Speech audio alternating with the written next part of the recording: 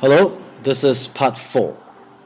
I have to begin by apologizing because I planned on completing this fourth and final video pertaining to the upcoming 2011 Singapore general elections yesterday, Thursday.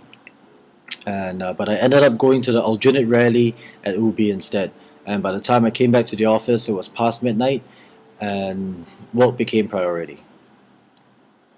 I also have decided to type out my replies to everyone's comments on YouTube and Facebook because it actually turns out to be easier doing that instead of preparing a script and recording a video.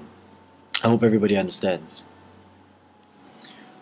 Regarding those comments, firstly let me thank each and every one of you who posted on my Facebook and YouTube wall.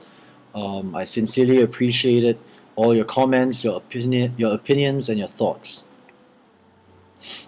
I actually received a lot more private messages to both Facebook and YouTube, and it was kind of funny because most of the private messages I received were negative, and a lot of them included really rude remarks, but nonetheless, here I am and I shall continue on. Yesterday, I had a good 2-hour conversation with 3 friends, and it yielded some very interesting point of views. Among the 3 friends, one is a PAP supporter, one is still undecided, and one is an opposition supporter. By the end of the day, or at least by the end of the conversation, the main point I gathered from them was that they want to see more arguments. And it really does not matter if those arguments come from within the PAP or from without the PAP. All of us also agreed that if the PAP showed more internal debate, it might help change the perspective among the population. I gave the example of the casino debate about 6 to 7 years ago during our discussion, and how within the parliament it was not just the opposition parties that expressed concerns. Members of the PEP were against the idea as well. That clearly exemplifies the human factor. The PEP are not made up of people who merely nod their heads and yes men their way throughout their careers. We have this misconception that it's just a bunch of technocrats who says yes, and I understand that a lot of people feel that way and it's perceived to be that way, but if you look deeper into how some of the machineries, the civil service works, you'll see that that's not entirely true. Now, we have to remember, as I've reiterated many times, that the PAP are made up of rational people, and these people, these members of parliament, as politicians, as ministers, these people have families and friends as well. And thus, they are as human as you and I. They have children they worry for, they have friends who make mistakes, they have family members with medical conditions. They work as hard as the average person, and they don't just sit in the office and do nothing. Now, at the rally last night, Minister George Yeo mentioned a key word that I sincerely appreciate and believe. He talked about transformation. The past few decades saw the PAP transform this little island to one of the most prosperous nations in the region. Once again, let us look within our families. The post-war era generation did not have the opportunities the people of my generation currently have. Education was not a priority. Survival was a priority. By the time of national independence in 1965, the key factor was still survival. It was still on the top of everyone's agenda. Now this roughly, you can argue this, but this roughly lasted till the mid-80s to the late 80s, also about the time when my generation was born. And for the following 20 or so years, since the 80s, everything changed. Of all the major changes, technological changes probably played the largest role in the shift of civil society. I tell my friends all the time, back in the era when our parents were dating, if they decided to meet at a certain time for a movie, there was no way of informing the other party that you might be late or if you were caught in traffic or held back at work. The other party would have to wait till he or she could wait no more, or until you come. Basically, it was 不见不散. Punctuality, it seems, retained itself at that point of time as a very crucial factor in the minds of the people. In my generation, we started with pages and callback centers, and then there were the call zones, the huge water bottle looking cell phones. And right now we have cell phones. We have cell phones that are more powerful than computers from 10 years ago. From text messaging to emails, from movie streaming to GPS maps, everything now is within fingertips. Everything is now within fingertip reach. That's what I typed.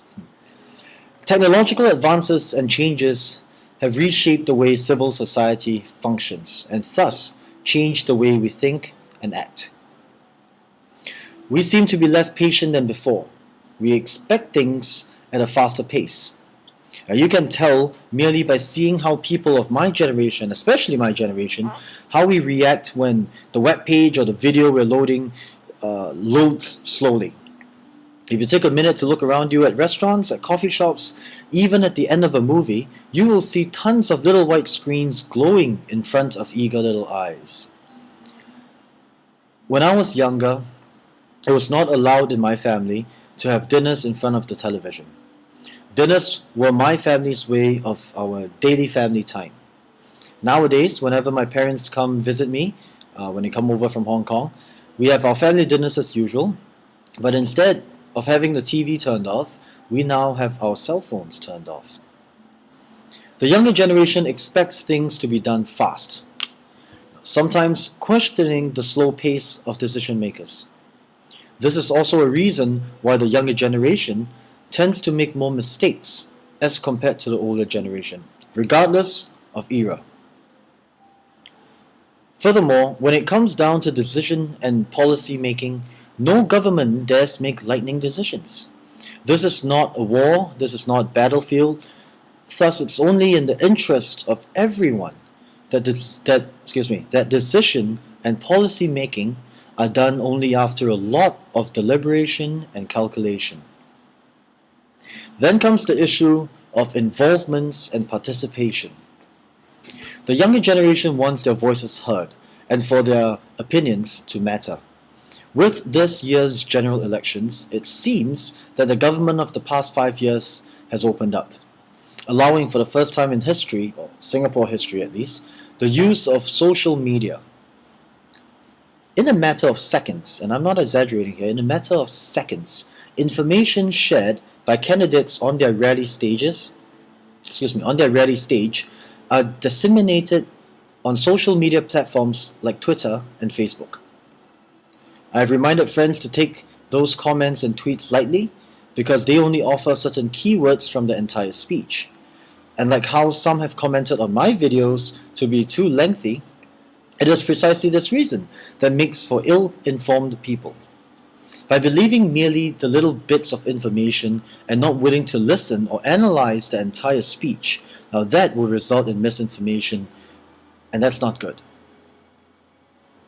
Candidates learn with each election process and should spend the 5 years in office maximizing what they have learned for the greater good.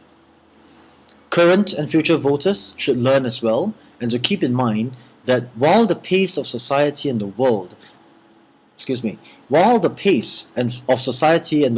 as a whole is changing and shifting at blistering speeds, we have to always strike a balance. We have to strike a balance with our lives and slow things down a little bit, just a little bit, so as to be able to assess and deliberate the situations calmly. Yes, I believe that our votes are secret, and that the PAP will not shoot themselves in the foot with underhanded methods that should stay in the past. I have done my deliberations, I've gone to the rallies, I've observed all that was said from both camps. Every vote counts, do not think otherwise. I will be voting for the team that I voted for in 2006. This is also the team that I believe has done the best and the most for my family and my newly chosen country.